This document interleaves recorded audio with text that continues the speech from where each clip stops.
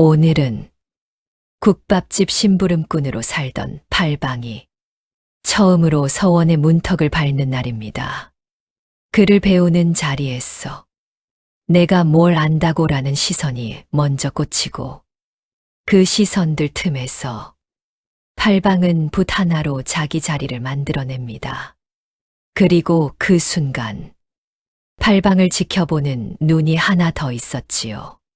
칼끝처럼 날카롭고 바람처럼 빠른 아이 정화의 눈입니다. 이야기 시작하기 전 실혼야담의 옛날 이야기가 계속될 수 있도록 구독과 좋아요로 응원의 마음을 보태주세요. 자, 그럼 오늘도 실혼야담의 감동적인 옛날 이야기 지금 바로 시작합니다. 지금부터 조선 어느 서원에서 시작된 이야기에 천천히 들어가 보겠습니다. 서원 담장은 생각보다 높았습니다. 높다는 건 단지 돌을 더 쌓았다는 뜻이 아니지요. 그 안에 들어가는 사람들의 자부심이 담장만큼 높다는 뜻이었습니다. 팔방은 서원 앞에서 잠시 숨을 고릅니다. 손에는 얇은 보퉁이 하나, 그 안엔 붓 한 자루와 종이 몇 장, 그리고 윤씨 부인이 전날 밤 조용히 넣어준 마른 떡 그 개가 있었습니다. 배고프면 말하지 말고 먼저 먹어라. 윤씨 부인은 늘 그랬습니다. 손으로는 매를 들고 눈으로는 아픈 데를 먼저 보는 사람. 팔방이 대답을 하지 않아도 이미 아이의 속이 어디까지 달아있는지 아는 사람. 팔방은 떡을 만지작거리다 다시 보퉁이를 단단히 묶었습니다. 배고픔을 참는 법은 그에게 너무 익숙했으니까요. 서원 문 앞, 문지기가 팔방을 위아래로 훑었습니다. 어디서 왔느냐? 윤대감 댁에서 왔습니다. 말씀 전할 것이 있어 왔습니다. 문지기의 눈썹이 미세하게 움직였습니다. 윤대감, 겉으로는 고을의 선비이지만 사람들이 함부로 입에 올리지 못하는 기운이 있는 사람. 말을 아끼는 대신 시선을 한 번 더 주는 사람. 문지기는 문을 조금 열어주며 말했습니다. 들어가되 소란 피우지 마라. 팔방이 고개를 숙이자 서원 안에서 바람이 흘러나왔습니다. 종이 냄새, 먹 냄새, 그리고 사람들이 숨죽여 견디는 경쟁의 냄새. 마당에는 또래 사내 아이들이 줄지어 서 있었습니다. 비단 두루마기, 새신, 매끈한 상투. 그 사이에 팔방은 누가 봐도 다른 색이었습니다. 그때 누군가 낮게 웃으며 말했습니다. 저건 누가 데려온 거냐? 서원 앞에 국밥 냄새가 따라 들어오겠네. 팔방은 웃는 얼굴을 보지 않았습니다. 그저 그 말이 나온 방향을 기억했습니다. 사람을 기억할 때 팔방은 얼굴보다 습관을 먼저 봤습니다. 말끝을 올리는지 내리는지, 손을 어디에 두는지, 눈동자가 흔들리는지 고정되는지. 그 아이는 자기 말에 반응이 없으자 한 번 더 다가와 팔방의 보퉁이를 툭 건드렸습니다. 너 글 아느냐? 팔방은 잠시 생각했습니다. 아느냐라는 말이 할 줄 아느냐인지 감히 아느냐인지 둘 중 하나였으니까요. 팔방은 조용히 답했습니다. 배우러 왔습니다. 배우러? 아이의 입꼬리가 비뚤어졌습니다. 너 같은 애가? 바로 그때 마당 끝에서 누군가 다가왔습니다. 윤대감이었습니다. 윤대감은 길게 말하지 않았습니다. 그저 아이들을 한 번 보고, 팔방을 한 번 보고, 문지기를 한 번 봤습니다. 그리고는 마당 가운데에 서서 짧게 말했습니다. 오늘은 작은 글 시험을 보겠다. 누가 얼마나 외웠는지, 누가 얼마나 생각하는지 보려고 한다. 아이들 사이에 웅성거림이 번졌습니다. 서원에선 늘 시험이 있었지만 윤대감이 직접 나서면 공기가 달라졌습니다.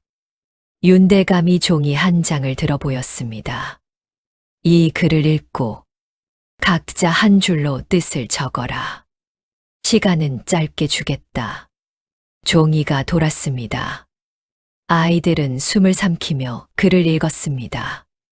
팔방도 종이를 받았습니다. 글은 어렵지 않았습니다. 하지만 어려운 건 글 자체가 아니라 그 글을 읽는 사람들의 자존심이었습니다. 윤대감이 말했다. 시작. 붓소리가 동시에 들렸습니다. 팔방도 붓을 들었습니다. 그때 팔방의 손끝이 아주 잠깐 멈췄습니다. 먹이 종이에 닿기 직전. 그 멈춤은 망설임이 아니었습니다. 팔방은 주변의 기척을 느꼈습니다. 누군가 자기 뒤에서 종이를 살짝 기울이고 있다는 것. 누군가 팔방의 답을 훔쳐보려 한다는 것. 팔방은 종이를 그대로 두고 아주 작게 몸을 옮겼습니다. 그러면서도 붓은 흔들리지 않았습니다. 사람이 느끼지 못하는 움직임. 하지만 팔방에게는 바람이 방향을 바꾸는 정도로 분명한 움직임. 시간이 끝났습니다. 윤대감이 답을 거두었습니다. 한 장, 한 장. 그리고 마지막으로 팔방의 종이를 봤습니다. 윤대감의 손이 잠시 멈췄습니다. 이 뜻을 이렇게 적었느냐? 팔방이 고개를 숙였습니다. 윤대감이 아이들 쪽을 보며 말했습니다. 누가 적었는지 중요하지 않다. 다만 이 한 줄은 글의 뼈를 잡았다. 그 순간 마당의 시선이 팔방에게 꽂혔습니다. 아까 비웃던 아이가 입술을 깨물었습니다. 운이 좋았겠지. 팔방은 그 말에 반응하지 않았습니다. 운은 팔방에게 늘 멀리 있는 것이었으니까요. 그날 팔방은 서원에서 처음으로 이름 대신 시선으로 불렸습니다. 서원에 들어간 다음 날부터 팔방은 새벽에 움직였습니다. 국밥집 심부름은 여전히 해야 했습니다. 장터에 떡을 갖다 주고, 그릇을 닦고, 남은 국물을 치우고, 그리고 해가 조금 오르면 서원으로 달려갑니다. 사람들은 말했습니다. 저러다 쓰러지지. 하지만 팔방은 알고 있었습니다.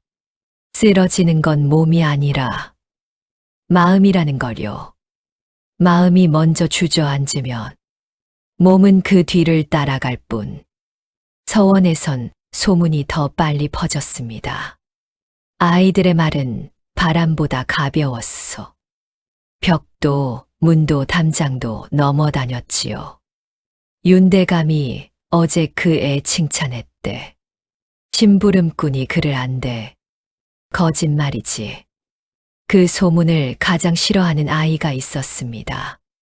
서원에서 글로 이름을 얻으려는 부잣집 도련님 강도령. 강도령은 늘 말했습니다. 글은 태어난 자리에서 나오는 거다. 천한 자리에선 천한 글이 나온다.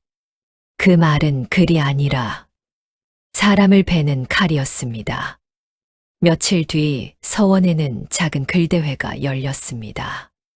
고을원님이 서원에 들른다 하여 서원 아이들이 글로 예를 올리는 자리. 윤대감이 말했다. 이번 글은 시로 쓰겠다. 주제는 바람이다. 아이들이 붓을 들었습니다. 팔방도 붓을 들었습니다. 바람. 팔방에게 바람은 춥고 배고픈 날의 기억이었고, 도망치고 싶은 날의 한숨이었고, 누군가의 손길이 닿지 못한 외로움이었습니다. 팔방은 종이에 적었습니다. 길지 않게. 하지만 숨이 붙어 있는 글로. 시간이 끝나고 윤대감은 아이들의 글을 모았습니다. 그날 저녁 서원 마당이 또 소란스러웠습니다. 강도령 글이 제일 좋다더라. 원님이 칭찬했다더라. 팔방은 아무 말도 하지 않았습니다. 칭찬이란 건 아무 때나 달려들면 사람을 삼키는 것임을 팔방은 알고 있었습니다. 그런데 며칠 뒤 이상한 일이 벌어졌습니다. 서원 훈장이 팔방을 불렀습니다. 너 이 글을 어디서 배웠느냐? 훈장 손에는 그날 글대회에 제출된 시 한 장이 있었습니다. 팔방의 시와 거의 같은 문장이 적혀 있었습니다. 팔방은 종이를 바라봤습니다. 다르지만 비슷했고 비슷하지만 다르지 않았습니다. 훈장이 말했다. 강도령이 말했다. 내가 자기 글을 훔쳤다고. 서원 마당의 공기가 차갑게 식었습니다. 아이들이 웅성거렸습니다. 그럴 줄 알았다. 심부름꾼이 뭘 알겠어. 팔방은 그 말들 속에서 숨을 길게 들이마셨습니다. 그리고 훈장을 바라봤습니다. 훔치지 않았습니다. 훈장이 눈을 좁혔습니다. 그럼 내가 증명해라. 팔방은 잠시 고개를 숙였습니다. 증명은 어렵지 않았습니다. 어려운 건 증명할 때 사람들이 더 미워할 수 있다는 점이었습니다. 팔방이 조용히 말했습니다. 그날 글대회 때 제 종이를 들고 가던 서원 아이가 왼손으로 종이를 한 번 눌렀습니다. 훈장이 물었습니다. 그게 무엇을 뜻하느냐? 팔방이 답했습니다. 먹이 덜 말랐다는 뜻입니다. 젖은 먹은 종이에 손자국을 남깁니다. 팔방은 조용히 강도령의 종이를 가리켰습니다. 저기 오른쪽 아래에 손가락 자국이 있습니다. 종이를 눌러 읽은 자국. 사람들이 숨을 삼켰습니다. 팔방은 한 걸음 더 나아갔습니다. 그리고 강도령의 글은 첫 줄이 유난히 눌려 있습니다. 자기가 처음 쓴 글이 아니라 베껴 쓰며 힘이 들어간 글은 첫 줄이 무거워집니다. 강도령의 얼굴이 굳었습니다. 팔방은 말투를 바꾸지 않았습니다. 부드럽지만 돌처럼 단단한 목소리로 이어갔습니다. 제 글은 처음부터 끝까지 먹의 농도가 같습니다. 그날 제가 쓴 글이기 때문입니다. 훈장이 강도령을 바라봤습니다. 강도령, 너는 할 말이 있느냐? 강도령의 눈이 흔들렸습니다. 손가락이 도포 끝을 구겼습니다. 말을 하기 전에 한 번 삼켰습니다. 팔방은 그것을 보았습니다. 거짓말을 할 때 나오는 작은 습관. 강도령이 억지로 입을 열었습니다. 그건 우연입니다. 훈장이 낮게 말했습니다. 우연히 글을 만들진 않는다. 그때였습니다. 서원 담장 너머에서 작은 돌 하나가 툭 굴러 들어왔습니다. 모두가 그쪽을 보았습니다. 담장 위에 정화가 앉아 있었습니다. 정화는 마치 원래 거기 있었던 것처럼 조용히 말했습니다. 우연이면 왜 그날 밤 강도령이 서원 뒤 창고로 들어갔지? 사람들이 숨을 멈췄습니다. 강도령이 화들짝 소리쳤습니다. 내가 그걸 어떻게 알아? 정화는 담장 위에서 천천히 내려왔습니다. 발을 딛는 소리가 거의 나지 않았습니다. 정화의 움직임은 무예를 배운 사람의 몸이었습니다. 정화가 말했다. 나는 그냥 봤어. 그날 밤, 너는 누군가의 종이를 훔치러 갔고, 팔방의 종이를 본 다음, 자기 방에 불을 켜고, 새벽까지 붓을 들었어. 정화는 거짓말을 하지 않았습니다. 그저 본 것을 말했을 뿐. 강도령의 얼굴이 하얗게 질렸습니다. 훈장이 종이를 들어 강도령의 글과 팔방의 글을 다시 비교했습니다. 그리고 한마디 했습니다. 강도령, 너는 서원의 글을 더럽혔다. 그 말은 곤장보다 아픈 말이었습니다. 강도령은 입술을 떨며 팔방을 노려봤습니다. 팔방은 그 시선을 받았지만 흔들리지 않았습니다. 팔방은 알고 있었습니다. 사람이 미워하는 건 내가 잘못해서가 아니라 내가 올라오는 것 때문이라는 거요. 그날 이후 서원 아이들의 시선은 달라졌습니다. 비웃음이 줄고 경계가 늘었습니다. 그게 팔방에게는 처음 받는 인정이었습니다. 그날 밤, 팔방은 윤대감 댁으로 돌아왔습니다. 윤씨 부인이 마루에 앉아 있었습니다. 등잔불이 흔들리고 부엌에서는 따뜻한 보리차 냄새가 났습니다. 윤씨 부인은 팔방의 얼굴을 한번 보고 팔방의 손을 한번 봤습니다. 오늘 손이 떨렸구나. 팔방은 고개를 숙였습니다. 윤씨 부인이 말했습니다. 서원에서 무슨 일이 있었는지 굳이 말하지 않아도 안다. 내 눈빛이 조금 더 멀리 가 있구나. 팔방은 잠시 망설이다. 조용히 말했습니다. 제가 틀린 게 아니어도 사람들은 저를 미워합니다. 윤씨 부인은 한참 말이 없었습니다. 그 침묵은 차가운 침묵이 아니라 따뜻한 물처럼 천천히 내려앉는 침묵이었습니다. 윤씨 부인이 낮게 말했습니다. 미움은 내 잘못이 아니다. 다만 미움이 커지면 칼이 된다. 팔방은 그 말을 가슴에 새겼습니다. 그때 마루 아래에서 정화가 살짝 기척을 냈습니다. 어머니, 다녀왔습니다. 윤씨 부인이 정화를 봤습니다. 너는 또 어디 다녀왔느냐? 정화는 대답 대신 팔방을 보았습니다. 오늘 내가 말 안 해도 나는 알아. 팔방이 조용히 정화를 바라봤습니다. 정화는 말을 이어갔습니다. 서원은 글로 싸우는 곳이지만 세상은 글만으로 안 끝나. 사람들은 글보다 내 출신을 먼저 물어뜯을 거야. 팔방은 말없이 고개를 끄덕였습니다. 윤대감이 그때 안채로 들어왔습니다. 윤대감은 팔방을 보자 짧게 말했습니다. 내일 나와 함께 관아에 간다. 팔방의 눈이 아주 작게 흔들렸습니다. 관아. 그곳은 글이 아니라 사람의 목숨이 오가는 곳. 윤대감이 말했다. 원님이 너를 한번 보고 싶다 했다.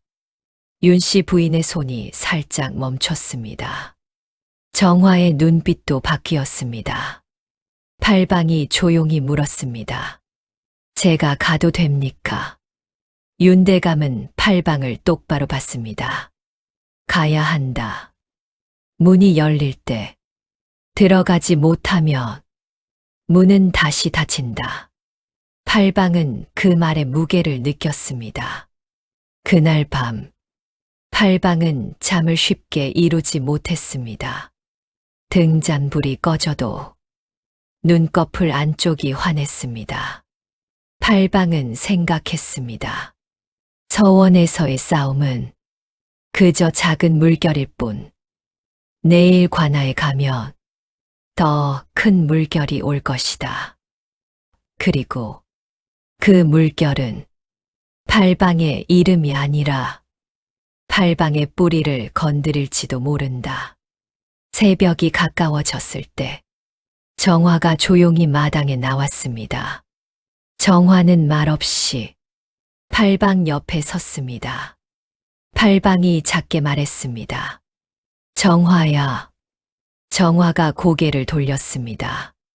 내가 무서운 건 내가 다치거나 쫓겨나는 게 아니야. 정화가 조용히 물었습니다. 그럼 뭐가 무서워? 팔방은 아주 잠깐 숨을 고르고 답했습니다. 내가 올라가면 누군가는 내가 올라가는 이유를 알아내려고 할 거야. 정화가 팔방의 손목을 잡았습니다. 힘이 세지 않았는데도 그 손길은 단단했습니다. 그래서 내가 옆에 있어. 너 혼자 세상 맞지 마. 팔방은 그 말에 아주 작게 고개를 끄덕였습니다. 그날 팔방은 깨달았습니다. 자기를 둘러싼 사람들의 시선이 바뀌는 순간 자기를 지키는 사람들의 각오도 함께 깊어진다는 것을요. 오늘 이야기는 여기까지입니다. 서원에서 붓 하나로 버텨낸 팔방은 이제 관아라는 더 큰 문 앞에 서게 되었습니다. 이야기가 마음에 남았다면 구독과 좋아요로 이 여정을 함께 해주세요. 그리고 지금 이 순간 팔방의 다음 걸음이 궁금해지셨다면 다음 화도 꼭 함께 해주세요. 다음 화에서는 관아에서 벌어지는 사건 속에서 팔방의 눈이 더 큰 진실을 건드리기 시작합니다. 다음 화도 기대해 주세요.